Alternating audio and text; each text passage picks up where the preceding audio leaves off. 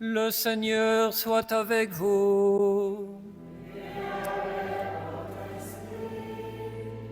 Évangile de Jésus-Christ selon saint Matthieu.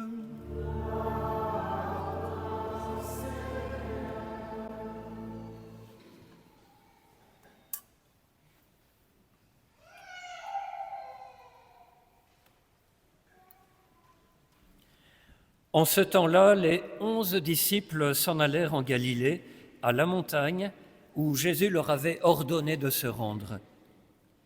Quand ils le virent, ils se prosternèrent, mais certains eurent des doutes.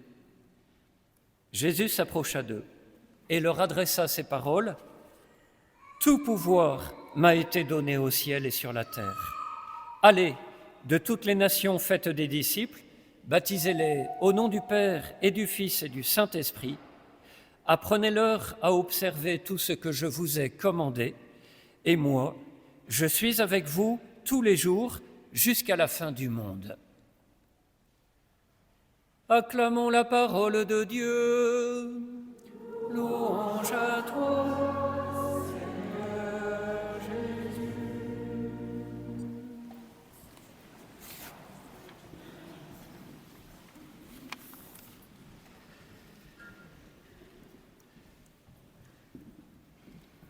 Chers frères et sœurs, vous le savez, quand nous regardons certains films au cinéma, eh bien, il nous arrive que ces films nous marquent au point que nous restons quelques jours avec les personnages dans notre tête, peut-être même dans notre cœur. Je pense par exemple à un film d'animation qui s'appelle Arco. Et s'il y a des grands-parents parmi vous, je vous recommande de le passer à vos petits-enfants. Et c'est un film avec une dernière scène qui est très attachante, un enfant qui repart dans son monde du futur. Mais nous ne pouvons pas continuer de vivre avec lui, le film doit bien s'arrêter à un moment. Et donc, on retourne à notre quotidien après le cinéma, et le héros, lui, reste quelques jours dans notre imaginaire. Pourquoi restez-vous là à regarder vers le ciel ? Disent les anges aux apôtres après l'ascension, après le mouvement où Jésus est remonté. Oui, nous continuons à vivre et donc il faut poursuivre. Quitter nos proches n'est pas facile. Dans les deuils, il en va de même. Il faut bien continuer notre vie ici avec en nous tout de même le souvenir de nos défunts, souvent le sentiment d'une certaine présence d'eux auprès de nous, mais qui s'estompe progressivement, n'est-ce pas ? Au fond, la seule chose qui nous relie de manière vivante à nos défunts, c'est l'espérance de nous revoir au ciel. Eh bien, l'ascension de Jésus est un processus différent. C'est pas pareil. Pour les apôtres, il ne s'agit pas de quitter le Christ et de simplement garder de lui son souvenir qui va s'estomper peut-être en se disant qu'un jour on le reverra au ciel.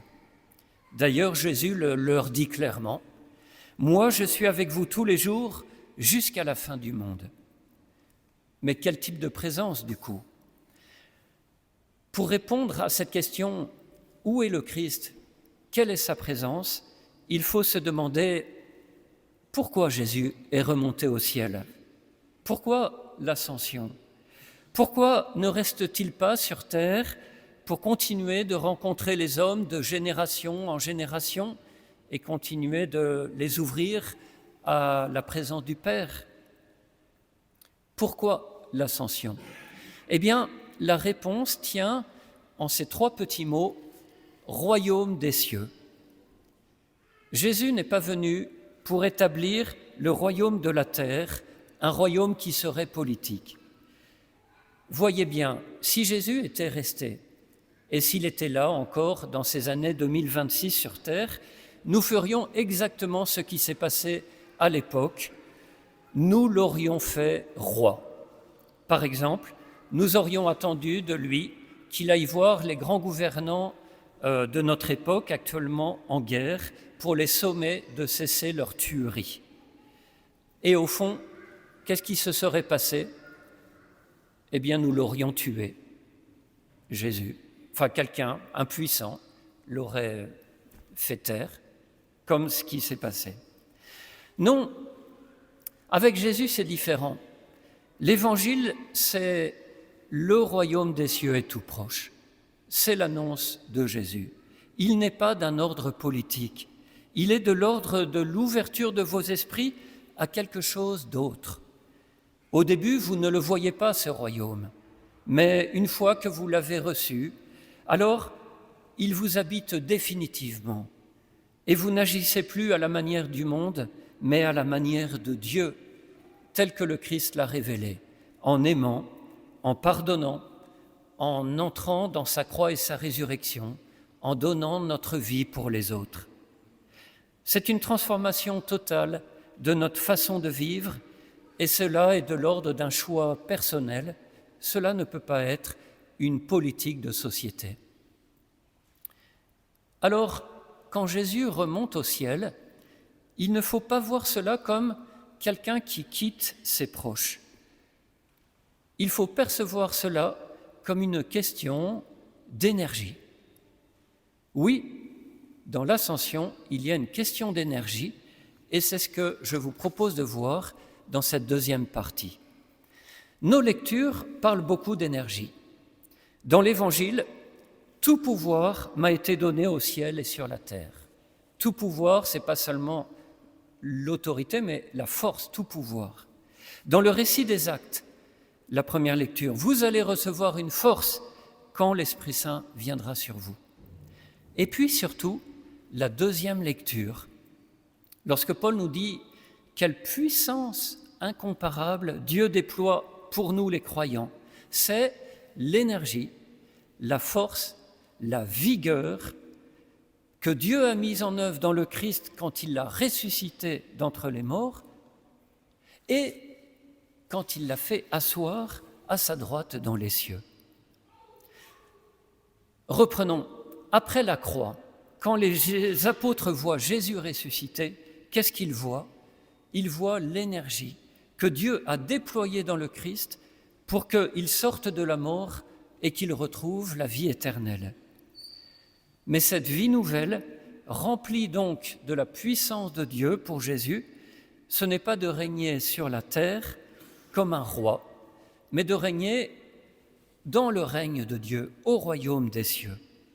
Et donc, Paul nous le précise bien, l'énergie, la force, la vigueur qu'il a mis en œuvre dans le Christ quand il l'a ressuscité, mais il poursuit bien, et quand il l'a fait asseoir à sa droite dans les cieux.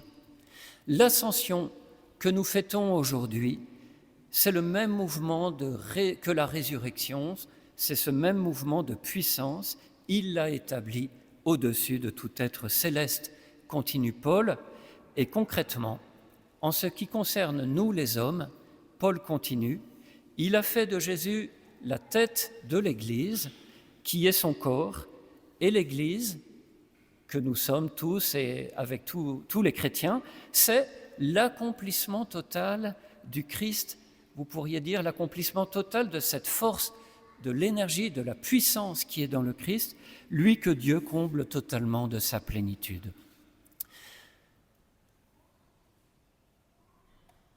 Donc vous voyez, mes amis, dans l'ascension, Jésus ne quitte pas le monde, il va au-dessus de toute chose, et dans le monde dans lequel nous sommes, il règne à travers l'Église, c'est-à-dire à travers nous.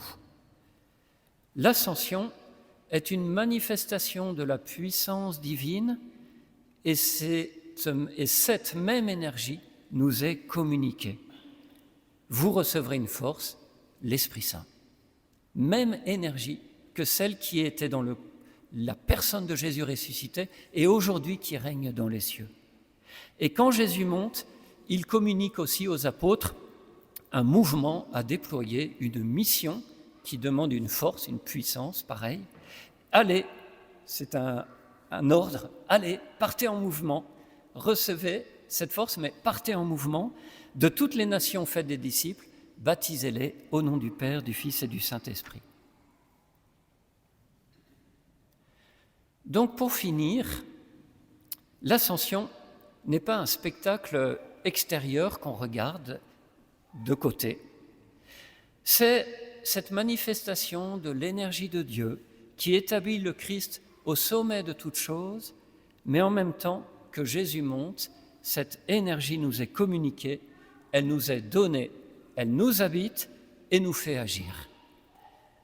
Contrairement au film dont je vous parlais au début, nous ne vivons pas dans un souvenir qui s'estompe, même si le souvenir de Jésus est déjà délicieux.